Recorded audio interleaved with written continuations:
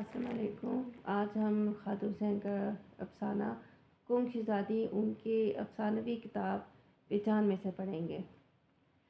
सच पूछिए तो ये किस्सा उस वक्त शुरू हुआ जब वो सुनसान दोपहरों में दालान के पीछे अंधेरी कोठरी में कुंजियों के घुंघरू पाँव में पहने अम्मा के दुपट्टे का घघरा बनाए लहक लहक कर नाचती थी। दालान में अम्मा सिलाई की मशीन पे झुकी होती खचाखच खच। ऐसे में हर आवाज़ उसके रक्स के लिए ताल बन जाती और नीचे सो फर्श वाले कमरे में इसके बीचों बीच काला स्याह दायरा बना होता और दायरे में सफ़ेद रंग की बड़ी नुकीली पत्तियां खिंची थीं। गूं गूं चलते पंखे तले अब्बा उजले बिस्तर पर सो रहे होते, एक हाथ सर तले धरे माथे पर भौं के दरमियान से लेकर सर के बालों तक नीली सी रग उभरी होती। रोशनदानों और खिड़कियों पर स्याह पर्दे तने होते और चारों तरफ अब्बा के पसीने की एक यकदम उदास कर देने वाली महक फैली होती।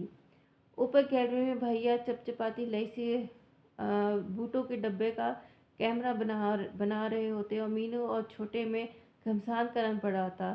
शबश कद्दू शबश रहमत खरा मीनों को बढ़ावा दिए जाता है। ये बस कुछ उन्हीं दिनों की बात है कि चीज़ों ने आपस में कटमट होना शुरू किया। कभी कभी तो रंगों आवाज़ों और बोलते ढेरों का ऐसा मलबूबा बनता कि उसका सर टकरा के रह जाता।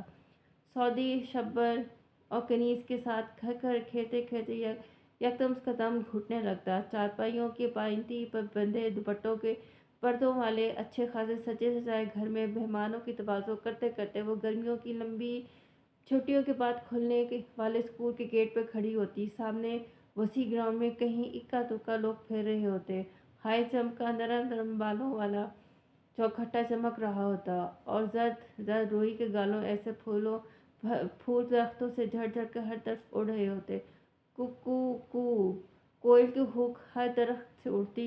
हौज में नल से कतरा कतरा पानी टपक रहा होता और उसके गले में बड़े बस्ते के अंदर घर के काम की कॉपी के वर्क बुरकुसाते होते। वाह, हम नहीं खेलते। वो जो गोलियां ली थी वो तो रखी नहीं हमारे सामने, हमारे आगे। सऊदी मुंह बसूरता वो बात किए बगैर अपनी चीज़ें समेटती और जीने की तरफ चल देती। उस पर उसके हाथ एक जानलेवा प्यास में जल रहे होते। मशीन पर झुकी अम्मा की कमर से लिपट कर वो अपने प्यासे हाथ नरम नरम पेट में गाड़ देती। नाफ का खूबसूरत घड़ा उसकी गली उंगलियों तले धड़कने लगता और एक शरीर नशा उसकी रग रग में तैर जाता। अरे हट, काम करने दे, क्या बोटियां नोसी रहती। अम्मा कस मसा कस मसा के कहती। नरम नरम रेशम ऐसे पेट पे तेजी से तैरते हाथ दम भर को साकित हो जाते। अम्मा भी कुछ देर सब कुछ भूल जाती, फिर एकदम घबरा के उसके सूखे बाजू अपने जिस्म से नोचने लगती। अरे क्या आग की तरह तपते हैं हाथ, हट। फिर और वो भरे भरे गले के साथ बाहर गैलरी में चली आती, जहाँ अब मीनू छोटा और भैया मिलकर ड्रामे की रिहर्सल कर रहे होते। ड्रामा बनाने का काम छोटे की जिम्मा था, जो 5-10 मिनट में ज़बरदस्त क्लाइमेक्स का ड्रामा तैयार करता था। भैया तमाशाई जमा करने में मुकर्रर थे, जो ड्रामा कई घंटों देर में शुरू कराते, क्योंकि भंगन हाकमा एन वक्त कट जाती और ड्रामा देखने से इनकार कर देती। उसकी मदद समाजत में खासा वक्त लग जाता रही वो तो उसको हमेशा गूंगी शहजादी का पार्ट दिया जाता और मीनों को बौने का, और छोटा खुद 3-3 4-4 रोल अदा करता। मगर होता यूं कि पर्दा उड़ते ही उसको बेतहाशा हंसी आ जाती। पेट पकड़े वो दोरी हो जाती। चुनाचे पर्दा फिर फौरन ही कराया जाता और छोटे से सन्नाटे के थप्पड़ खा के वो मुंह बसूरती बावर्ची खाने में जा बैठती। महफिल बर्खास्त हो जाती और बावर्ची खाने के फर्श पर कोयले से लकीरें खींचते हुए उसे चारों तरफ से अब्बा के पसीने की उदास कर देने वाली महक आ लेती। हालांकि अब्बा कभी के टेनिस खेलने के लिए जा चुके होते, मगर ये महक घुप अंधेरा बनकर फैलती जाती, यहाँ तक कि सब कुछ इसमें डूब जाता। चीचू चच गिढेरिया सऊदी गली के बच्चों के साथ चिल्लाता फिरता। उसका दिल बैठ जाता। ये सही है कि सऊदी के साथ उसका किसी किस्म का कोई मुआहिदा ना था, मगर फिर भी जब वो उससे अलग दूसरों के साथ खेलता तो उसकी आवाज़, उसकी नहुसत के मारे उसके कान फट जाते।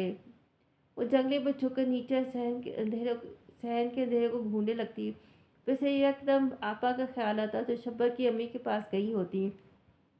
शब्बर की अम्मी, जिनके गोल गोरे चेहरे के स्याह बाल फहरे रहते और जिनके सामने के दो दांत जरा ऊंचे और बेहद चमकदार थे, और जो जिनका अक्सर हिस्सा हारमोनियम बजाती थी और एक ही गीत गाती थी, आए वो भी गए भी वो। आपा के आपा के साथ वो जाने दिन भर क्या क्या बातें करती। हाँ, एक फिक्रा इस गीत की तरह बार बार दोहराया जाता, मुझे सतीक के साहब से मोहब्बत नहीं उन्स है, और उन्स तो एक कुत्ते के साथ भी हो जाता है।